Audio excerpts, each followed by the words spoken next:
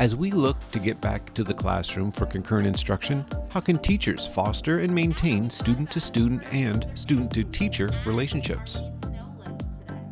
Before we do our content warm-up, I have like a little while we're logging in question. And that's all about building relationships. So it's silly things like whatever we're doing or from the weekend before or looking ahead. Today I asked them what they were thankful for this month.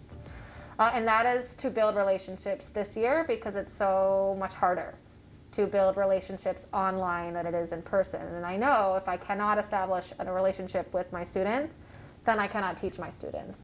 Just continuing with all those components of morning meeting, we greet each other every day, we share news, they get to share things that they're doing or they're interested in. We try to build connections with kids that some of them have never met, yet they're forging relationships because of having those opportunities to share common interests and whatnot. My biggest success, I think, is seeing those relationships being formed.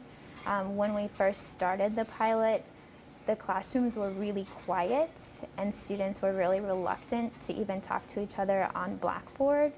But as we saw today, they were much more interactive with each other. So it's been really nice to see those relationships being fostered in the classroom and between the in-class students and the virtual world. And I even see a big difference between being fully virtual and back in the classroom. I think my biggest success in concurrent instruction is maintaining the relationships that we have built previously.